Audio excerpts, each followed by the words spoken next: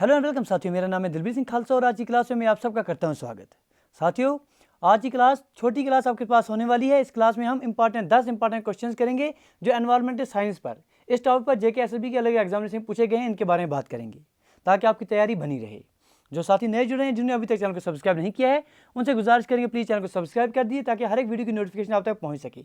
और कोशिश किया कीजिए, क्योंकि आपको हम टेलीग्राम चैनल पर पहले ही इन्फॉर्म कर देते हैं कि इस टाइम पर एक क्लास होने वाली है। कोशिश किया कीजिए कि लाइव ही आप देखें इस क्लास को और चैट बॉक्स में आप साथ साथ आंसर दिया करें। तो 10 इंपॉर्टेंट क्वेश्चन होंगे, 10 मिनट के आसपास ये क्लास आपके साथ कन्फर्म कर देंगे। चलिए जी, आज की क्लास का पहला क्वेश्चन आपके स्क्रीन के ऊपर बिल्कुल इस तरह से है। चिपको आंदोलन वाज इंस्पायर्ड बाय। आपने बताना है कि फ्रॉम द गिवन ऑप्शंस चिपको आंदोलन, क्योंकि इसके बारे में आप बहुत बेहतरीन तरीके से पढ़ते रहते हैं, क्योंकि आपको पता है सर चिपको आंदोलन किसके लिए आया था, ताकि जो आपके पास फॉरेस्टर्स थे, जो आपके पास पेड़ पौधों को काटने का काम शुरू होता, उसको बचाने के लिए, उन पेड़ पौधों को बचाने के लिए एक मुहिम स्टार्ट की गई थी। उस मुहिम को, उस चिपको आंदोलन को किसने इंस्पायर किया है? फ्रॉम द गिवन ऑप्शंस बात करनी है आपने फ्रॉम द गिवन ऑप्शंस, क्योंकि इसके अलावा भी बहुत सारे और लीडर्स थे, बहुत सारे और आपके पास एनवायरमेंटलिस्ट थे जिन्होंने इसमें बढ़ चढ़ कर हिस्सा लिया था। लेकिन फ्रॉम द गिवन ऑप्शंस आपके पास आंसर क्या आना चाहिए? Option A Hemvati Nandan Bahuguna, option B Sundarlal Bahuguna, option C Mother Teresa and option D is Mahatma Gandhi. बताइए जी, चिपको आंदोलन वाज इंस्पायर्ड बाय, तो करेक्ट आंसर क्या आना चाहिए? बिल्कुल sir,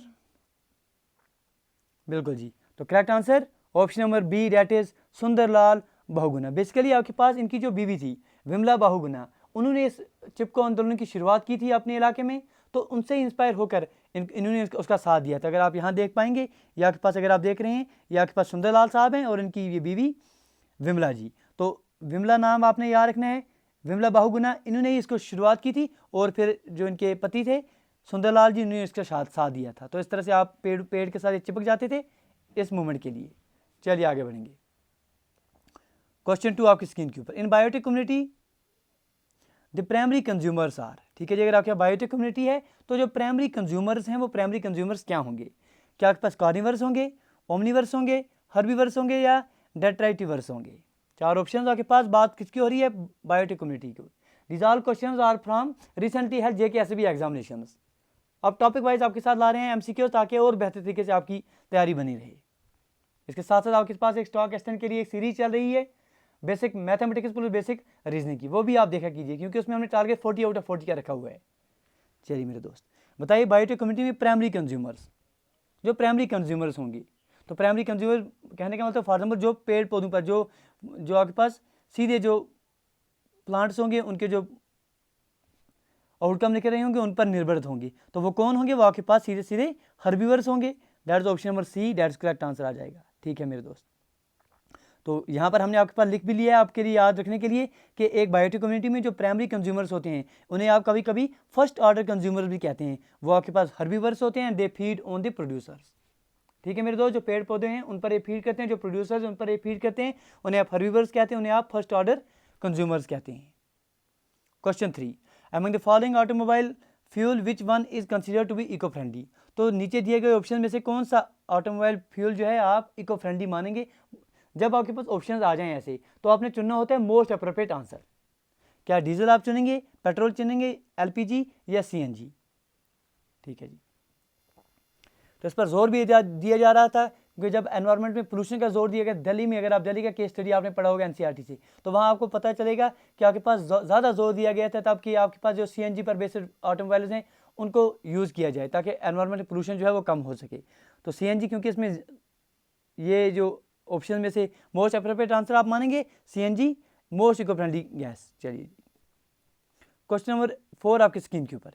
in ecosystem mineral cycling is also called. Ecosystem अगर आप बात करेंगे तो मिनरल साइकिलिंग को आप क्या कहेंगे? क्या आप उसे बायोजियोकेमिकल साइकिल कहेंगे, जियोलॉजिकल साइकिल कहेंगे, केमिकल साइकिल कहेंगे, या नन ऑफ दीज?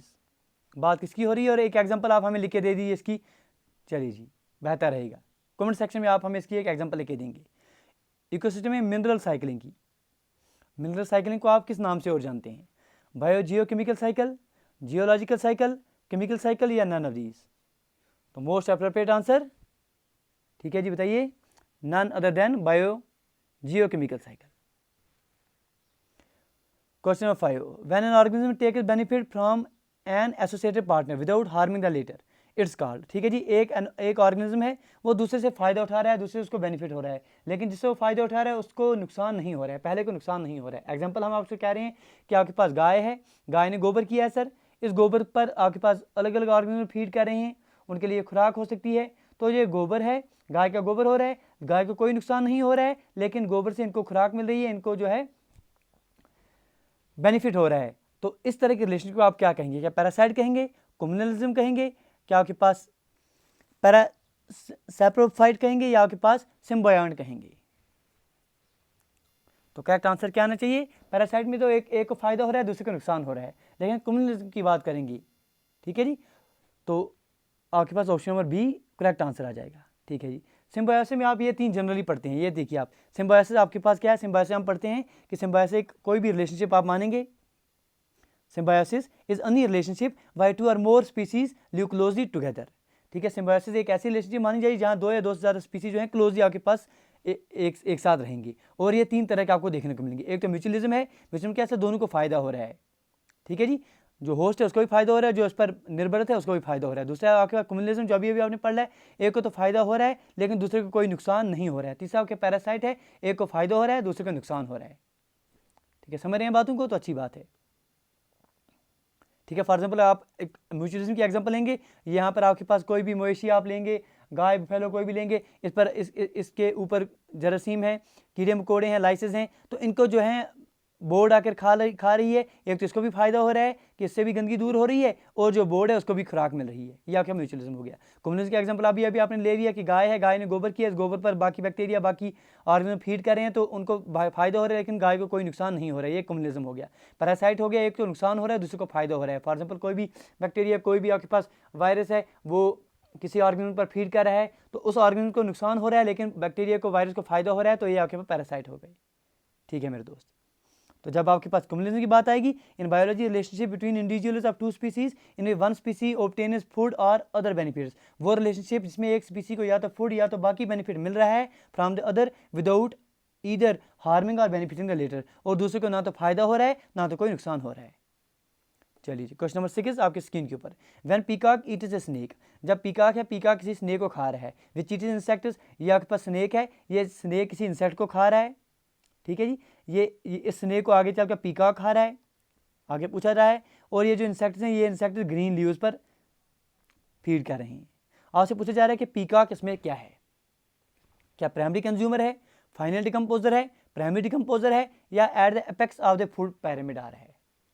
ठीक है, पीकॉक है, पीकॉक किसको खा रहा है? स्नेक को खा रहा है, स्नेक इंसेक्ट्स को खा रहा है, और इंसेक्ट्स जो हैं ग्रीन प्लांट्स पर फीड कर रहा है। तो इसमें आपके पास पीकॉक की रिलेशन आपने बतानी है, पीकॉक कहाँ पर है?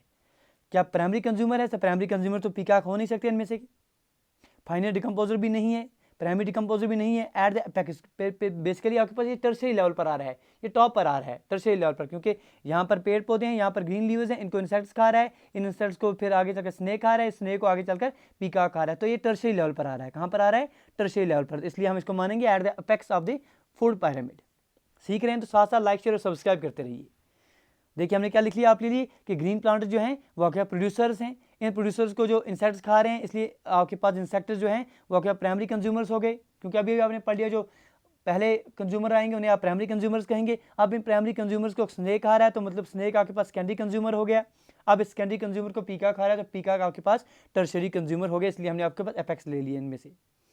क्वेश्चन 7 आपकी स्क्रीन के ऊपर, which are following is an example of metamorphic rock. अब बताइए सर इनमें से मेटामॉर्फिक रॉक की एग्जाम्पल मोस्ट अप्रोप्रिएट आप किसे मानेंगे? क्या सैंडस्टोन को मानेंगे, ग्रेनाइट को मानेंगे, मार्बल को मानेंगे, या लाइमस्टोन को मानेंगे? मेटामॉर्फिक रॉक, इसकी एग्जाम्पल आप किसे मानेंगे? ये सीरीज, ये क्लास आपके आने वाले अलग अलग एग्जामिनेशन के लिए बहुत इंपॉर्टेंट है। हर एक एग्जामिनेशन में आपके पास एनवायरमेंट साइंस में से क्वेश्चन देखने को मिलते हैं, कोई भी एग्जामिनेशन आप उठा के ले लीजिए। तो मोस्ट अप्रोप्रिएट आंसर अगर आप मेटामॉर्फिक रॉक की मानेंगे तो मार्बल आप मान लेंगे फ्रॉम द गिवन ऑप्शंस। तो ये आपके पास मोस्ट इंपॉर्टेंट एग्जांपल्स हैं, वो याद रख लीजिएगा। एक तो आपका फ्लाइट याद रखिए, सिस्ट हो गया आपके पास, गिनीस, ये तो अक्सर ये पूछा जाता है, इसके लिए आपने याद रख लेना है, इस पर क्वेश्चन आता ही आता है। अगर आपके पास गिनीस कहीं पर आएगा तो ये मेटामॉर्फिक रॉक की एग्जाम्पल है, बिल्कुल सर, ये आंख बंद करके आप आंसर देंगे। क्वार्टाइज हो गया और आपके पास मार्बल हो गई। क्वेश्चन 8 आपकी स्क्रीन के ऊपर, such herbivore animals which are only depending on green plants, वो हर्बीवर एनिमल्स जो सिर्फ आपके पास ग्रीन प्लांट्स पर डिपेंडेंट है, उन्हें आप क्या कहेंगे? फर्स्ट लेवल कंज्यूमर्स कहेंगे, सेकेंडरी लेवल कंज्यूमर्स कहेंगे, थर्ड लेवल कंज्यूमर्स कहेंगे, या आपके पास सिंपल कंज्यूमर्स कहेंगे? बताइए मेरे दोस्त। सच हर्बीवर्स एनिमल्स, वो हर्बीवर्स एनिमल्स जो सिंपल डिपेंडेंट है किस पर? ग्रीन प्लांट्स पर। तो सिंपल सिंपल आपको लग रहा है कि वो क्या होने चाहिए? 4 ऑप्शन आपके पास हैं, बताइए मेरे दोस्त आंसर क्या आना चाहिए? क्वेश्चन नंबर 8, आंसर आपके पास क्या आना चाहिए? बताइए। None other than first level consumers, क्योंकि अभी आप पढ़ चुके हैं ये सारे क्वेश्चन आपके पास जेके एसबी ने पूछे गए हैं। क्वेश्चन 9, गैसेज वेस्ट इज, इनमें से गिवन ऑप्शन में से आप गैसेज वेस्ट किसे मानेंगे? क्या peel of fruit and vegetables, dirty water of house drainage, waste of farms and stores, smoke of burning coal and woods? From the given options gases waste आप किसे मानेंगे? बताइए सर। तो गैसेज वेस्ट देखते देखते आपको लग रहा है कि स्मोक जो आ रहा है जब आप बर्निंग करेंगे कोल और वुड की, वहाँ से जो स्मोक निकले वो आप गैसेज वेस्ट में इंक्लूड करेंगे। Question 10, the correct definition of ecosystem, ecosystem की करेक्ट डेफिनेशन आप इनमें से क्या मानेंगे? Option a mutual interacting biotic community, option b abiotic component of an area, option C the area of earth and atmosphere inhabited by life, option D a balanced system of biotic community and its environment। तो ecosystem की basic definition आपसे पूछी गई है। अब आपको पता होना चाहिए कि क्या इकोसिस्टम में सिर्फ आपके बायोटिक कम्युनिटी आ रही है, क्या सिर्फ आपके एबायोटिक कंपोनेंट्स आ रहे हैं, अर्थ और एटमॉस्फेयर आ रहा है इसमें, या एक बैलेंस सिस्टम आ रहा है जिसमें बायोटिक कम्युनिटी भी है एनवायरमेंट और बाकी एनवायरमेंट भी है। तो जब हम इकोसिस्टम की बात करते हैं बायोटिक प्लस एबायोटिक कंपोनेंट्स दोनों इसमें इंक्लूड होते हैं, तो most appropriate answer option number D आप मानेंगे। ठीक है मेरे दोस्त, चलिए इस तरह से आप देख लीजिए कि इकोसिस्टम के लिए हम क्या सिंपल डेफिनेशन मानते हैं। इकोसिस्टम के लिए हम बात करते हैं ecosystem is a community of living organisms, हम मानेंगे कि इकोसिस्टम एक कम्युनिटी है लिविंग ऑर्गेनिजम्स की जो इंटरेक्ट करते हैं एक दूसरे के साथ विद ईच अदर और नॉन लिविंग एनवायरनमेंट के साथ। इसमें क्या क्या आएंगे आपके पास? ऑल लिविंग थिंग्स जैसे प्लांट्स हो गए, एनिमल्स हो गए, बैक्टीरिया हो गए, और non living things abiotic component जैसे आपके सन हो गए, रॉक, सॉइल, ये सारे आ जाएंगे। तो ये आपके पास इकोसिस्टम कहलाएगा। ये इंपॉर्टेंट 10 क्वेश्चन थे जो आपके रिसेंटली हेल्थ एग्जामिनेशन पूछे गए थे। उम्मीद करते हैं इन क्वेश्चन से आपने अच्छा बेनिफिट उठाया होगा, आपके रिवीजन अच्छा हुआ होगा। गुजारिश करें अगर आज की क्लास में आपने कुछ सीखा है तो प्लीज़ लाइक शेयर सब्सक्राइब करना ना भूलना, क्योंकि आप दोस्तों की सपोर्ट जो है बस वही मोटिवेट करती है इस तरह के सेशन आपके साथ लाने के लिए। और आपसे गुजारिश करेंगे अगर आप स्टॉक असिस्टेंट, एसआई फाइनेंस, पटवारी की तैयारी कर रहे हैं तो एक सीरीज आपके साथ चल रही है बेसिक रीजनिंग एंड मैथमेटिक्स की, वो आप जरूर देखा कीजिए, क्योंकि उसमें से जो आपके पास रिसेंटली जूनियर असिस्टेंट का एग्जामिनेशन हुआ है मोस्ट ऑफ स्टूडेंट जो हमारे साथ जुड़े थे 20 आउट ऑफ 20 उन्होंने स्कोर किया है। उसी तरह से हमने आपके पास स्टॉक असिस्टेंट के लिए लक्ष्य रखा है 40 आउट ऑफ 40 का उस टॉपिक में से रीजनिंग पुलिस मैथमेटिक्स में से वो हम हर एक टॉपिक आपके साथ करा रहे हैं, वो जरूर देखा कीजिए। मिलते हैं अगली वीडियो में, till then do take your best care. Thank you, thanks a lot for watching.